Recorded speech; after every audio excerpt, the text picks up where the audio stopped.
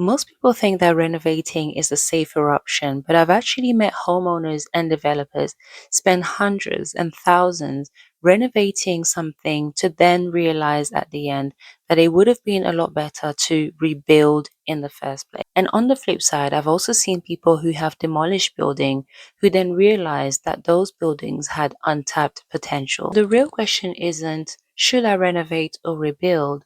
But it's actually, am I making the right decision for the property long term?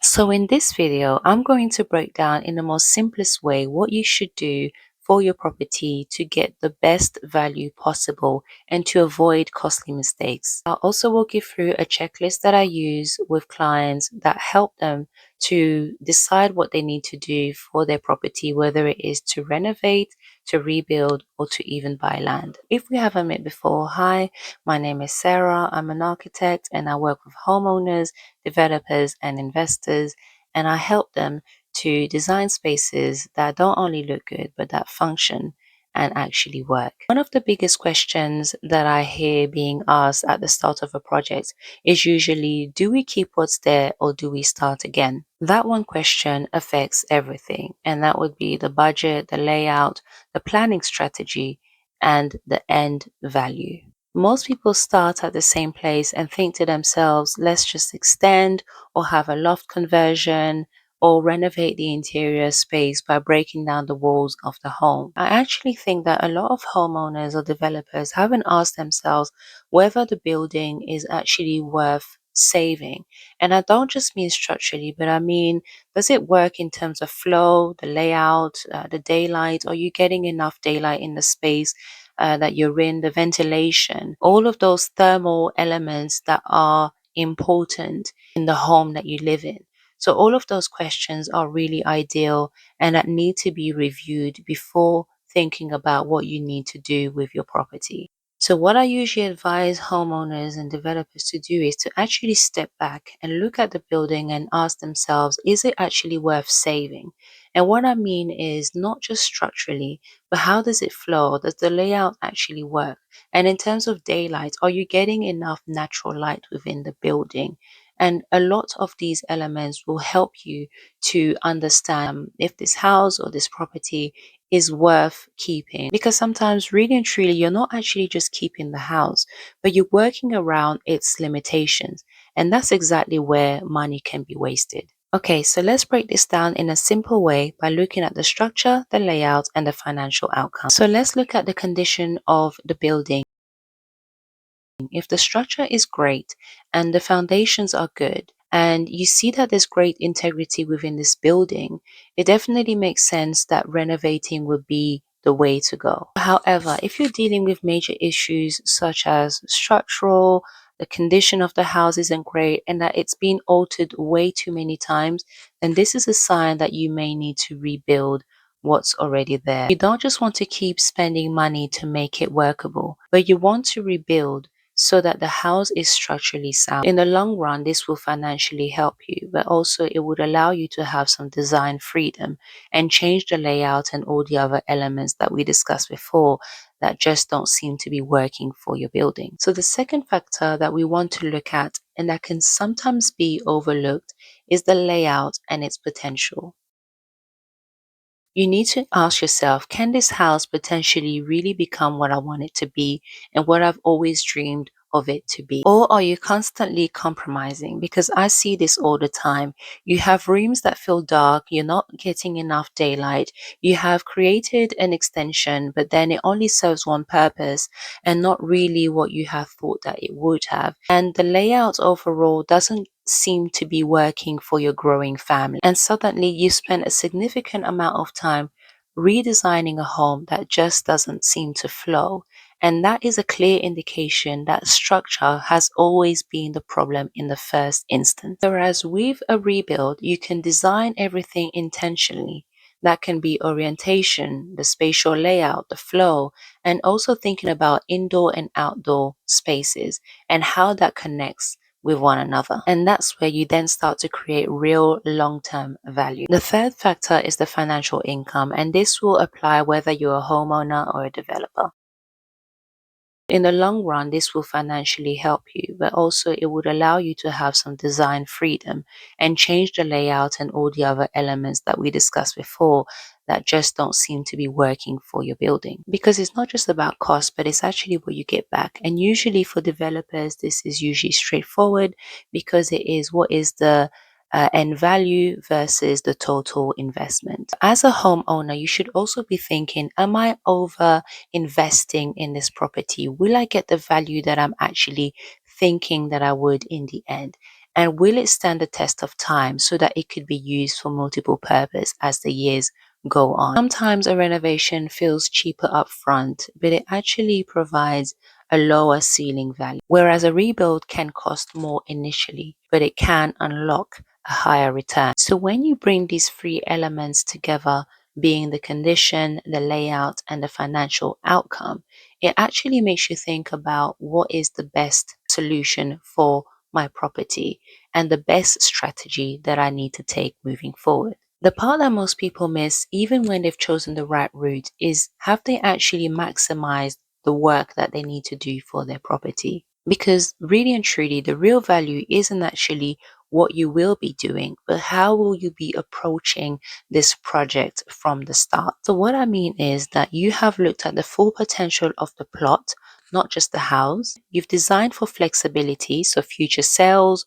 rental, or multi-use in the future. And you've got the fundamentals right, being light, flow, and the overall layout. What drives real value isn't actually what a building looks like, but how it performs over time. This is exactly why I created a simple decision checklist so that I can help potential prospects decide exactly what it is that they need to do for their property. I can understand that a lot of these decisions can feel overwhelming, especially if you're not dealing with it on a daily basis. So instead of guessing, this is a checklist that can actually help you go through step by step what you need to do and eventually help you to get to that right decision that you're looking for. And I just want to share with you what this checklist has inside. And I think that you would also agree with me that this is really helpful. It's really simple, it's straightforward, it's nothing that is too scary at all. So you have your checklist, and I've made it fillable so you don't have to print it out, but you can do it on your screen. A guide to choosing whether you should renovate, extend, move, or build new. So your current situation, which is the best place to start. We want to know what you're working with. So the neighborhood, the location, property structure, is it in a good condition, which is what we discussed earlier on as well. The current layout, does it suit your lifestyle or family needs? And this is very important because this is what will help you to realize whether the layout is actually working. Are you a growing family or are you just a couple? Those things will definitely help you determine what you want right now and also what you want for your future. I'm just going to skip through some of them. I'm not going to show them all to you right here. You need to download it. So the property assessment, and this actually touches what I also mentioned before, which was about the structure of your building and the foundations. Are they all in good conditions? You may be asking yourself, well, how do I check this? How do I check the structure of my house, of my building? How do I check the foundations?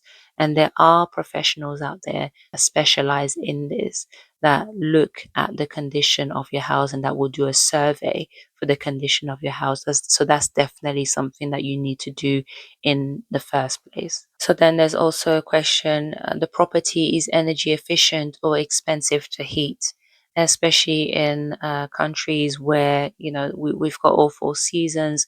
This is definitely something that you need to look at. So some of your walls, do you have a lot of mold? Are they damp? So you need to look at the condition of your walls, and then that might just be an indication that there's some renovation work that needs to happen and not necessarily an extension that needs to be rebuilt. So I'm just going to go through one more. We'll see what else we've got. So another one that we have here as well is practical considerations. And then this is actually getting to a stage where you want to build and you're looking at how you can manage the renovations or loft conversion, whatever work that is happening to your home. How do you manage that on a day-to-day basis? So I've got here, I can handle 6 to 12 months of disruption if I stay in the property during works. This is actually one of the questions that I get a lot from homeowners. They want to know, should I stay in the property? Should I move out? What do we do in the interim whilst the house is being renovated, whilst it's being rebuilt? And I think that's definitely a conversation to have early on, just so that you plan ahead. And particularly when you have smaller kids, you don't want to expose them to all of the dust and all of the work, the disruptions, the noise, and so forth. And another question as well, that's usually key, and I get asked all the time. I'm comfortable managing contractors or want the architect to manage the construction phase. So I've had clients in the past who would say, actually, Sarah, I want you to manage the project as well. Is that something that you can do? Yes. Or they would rather have the contractor or the developer manage the project because they're already there. So they'll have someone that's in charge of the team who would manage the day to day of what needs to be done. So there's a good sequence in terms of what needs to be done and how the project is managed on a day-to-day basis. Or sometimes also you have the clients who just want to manage it themselves. I usually let clients know early on that it is a lot of work because you're also working full time and managing the property that you may potentially be living in, or maybe you've moved out so that the works can take place. It's a lot of back and forth. It's a lot to manage and it can be quite stressful.